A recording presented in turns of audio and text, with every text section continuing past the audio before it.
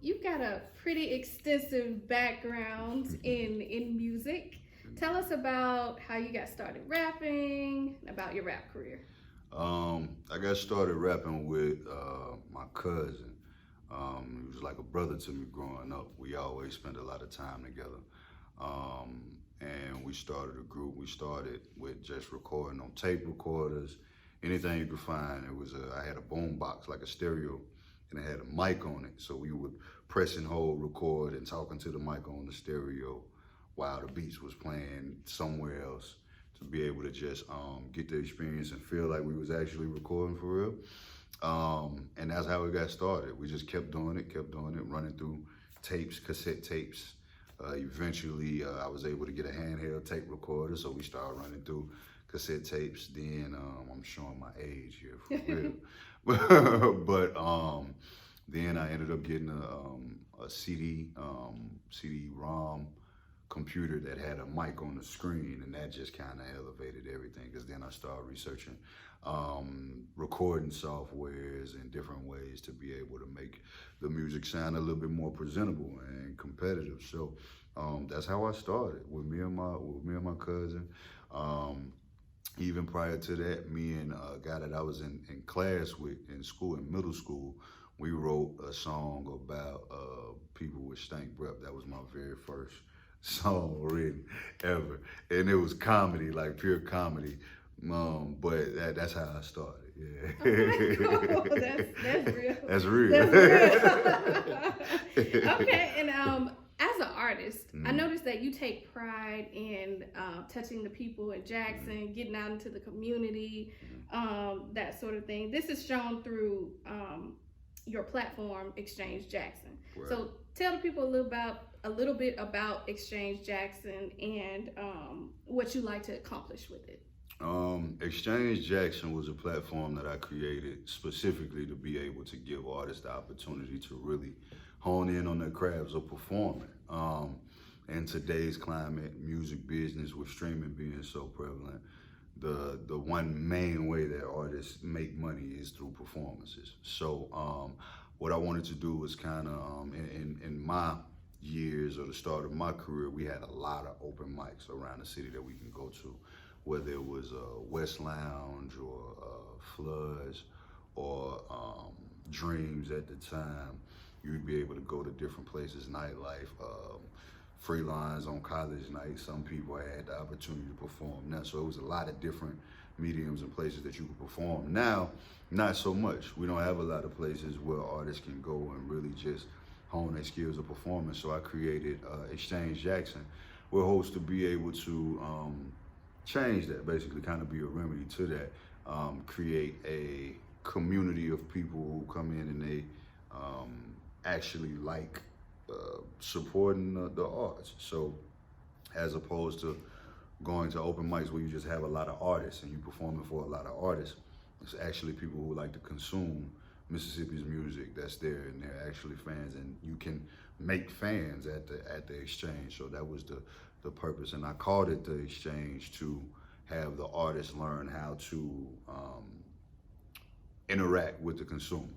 Basically, most people we don't have artist development really anymore, and most people don't have the opportunity to go to college and take media classes or effective speaking. So to be able to network, that's something that's learned over time, and you have to consistently do it. So it's the Exchange because the artists exchange energy with the consumer up front. You come in, you shake everybody's hand, speak to them, talk to them, get their Instagram, take pictures, do whatever they want to do. In return, when you get on the stage, they're going to support you differently because you've actually interacted with them as people and not just as numbers and people that you're trying to sell your music to. You're getting to know them, you following them back, you know. So just a different vibe with a little structure. That's what I created it for, to be able to grow and make sure that there's a strong connection between artists and the consumer. Okay. So as far as the Exchange Jackson, I noticed you did do a show, Fourth Quarter Exchange, with an all-female cast. Talk about that. Yes. Like, how important is it for you to not necessarily put female artists on, but I would say cultivate the female culture? How important in rap is that for you? It's very important to me now because a lot of the artists that I associate with and I help and I quote unquote mentor and give guidance to, they are females. So knowing and kind of watching and experiencing and seeing them experience being overlooked on certain performance opportunities or different things of that nature, or it seems like it'll appear like it's taking a little bit longer for them to get where somebody else would be, that made me want to cater to the female artists more. Not only that, last year for the first, second, and third quarter, I only had one female perform, and that was Young Jules in the first quarter.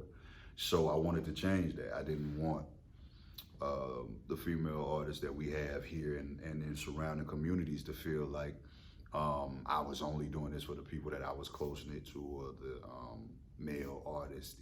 If that would ever become a thing, I wanted to go ahead and remedy that by putting together an all-female cast, and then going forward, trying to be intentional about placing at least a female each exchange, or however I could remedy it. I just wanted to be very intentional in doing that. As far as Young Jewel, she was a part of that fourth quarter lineup, and you just dropped the EP with her. Right. So talk about the EP and what you wanted to accomplish with that. Black Hipster, Black Hipster was something that I would say we not even knowing, we've just been working towards, because Young Jules is really like somebody who I look to really pour into. She's a part of the Imprint BD music group. And so our relationship started with her just being introduced to me as a fan of the music. Yo, I'm a big fan of yours, boom, boom. Hopefully one day we're gonna get to work together, so on and so forth. I was like, all right, cool, you got some music on you? She was like, yeah, I'll be right back. She went to the car, got a CD, gave it to me. I was like, I'm gonna listen to it. If you dope, you gonna know that I know you dope. And you know, at the time I had a studio in the Enterprise building and did my work for that night. As soon as I got in the car, I popped it in and was riding and listened to it. And I was like, man, she got some. You know, it's pretty decent. So a couple months passed, and I had told her in that exchange, if ever you need me for music or whatever, I got you. I'm gonna stand on it. And a couple months passed, and she dropped Riot, the original to Riot, and she sent it to me, and she was like, this one would be crazy for you to jump on. I believe you'll kill it. And I heard it, and I was like, oh yeah, send it to me. I'll do whatever I need to do. And the rest is history. That's why we were intentional about putting Riot Remix as the first record there, because that was the first record we ever did, first collaboration we ever did. So the purpose behind it and the point of it was to ensure that she got momentum for what's coming next. Me and her expect to do a lot of work this year, and it was overdue too. A lot of people, a lot of her fan base, a lot of my fan base were always asking when we would be able to do a project together. So it was just to scratch the surface and let people see what it would be like to get a Black Hipster project. Gotcha. And so you got your tour, Rebirth Tour. Yes, yes. And you've opened for people like, or artists like Currency, Kevin Gates. What lessons would you say you learned from opening for them that you want to bring into your tour?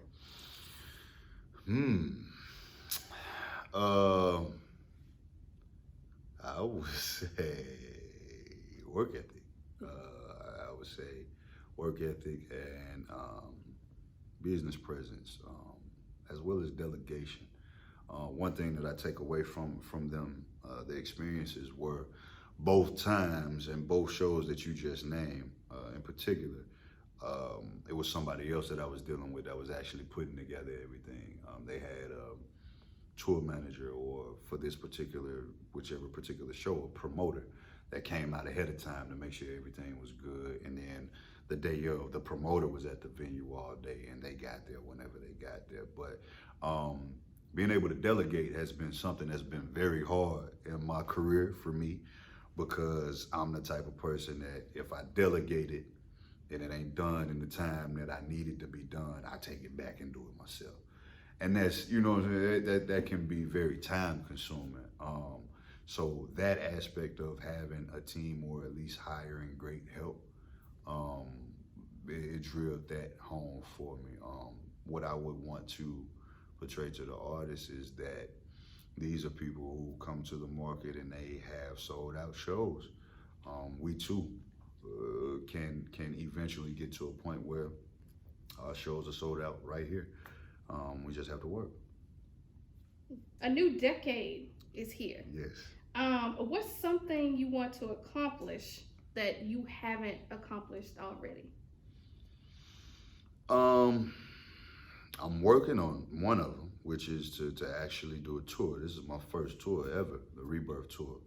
And me and Sika of Noxolo ENT have been very diligent in acquiring the number of dates that we wanted to have a part of the tour. And it's looking like if we keep going, we're definitely going to exceed that. We're going to supersede that.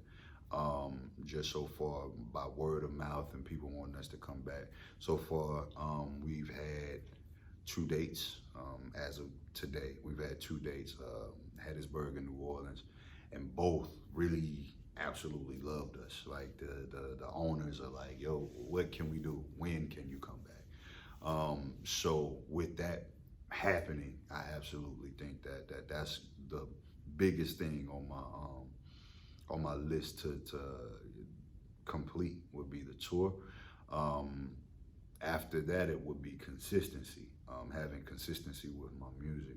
One of the things that I did and I would always do, I came up in an era where you would put your all into a project and then you drop that one project and then you go away for a year or 2 as far as releasing music is concerned.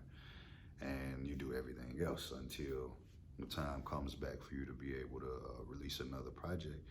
Well, this year I'm taking a different approach. I'm trying to be consistent and consistently release music, so that way I can empty my hard drive and people get used to seeing me. So those are the 2 things that I want to make sure that I accomplish this year in the visual year of 2020. Cool. All right. Hey, what's good? What's good, man? It's your big homie, Dolla Black. BDE Music Group is in the building, and right now you tuned in to Rap Kive. Press play. Easy. Cool. Easy money.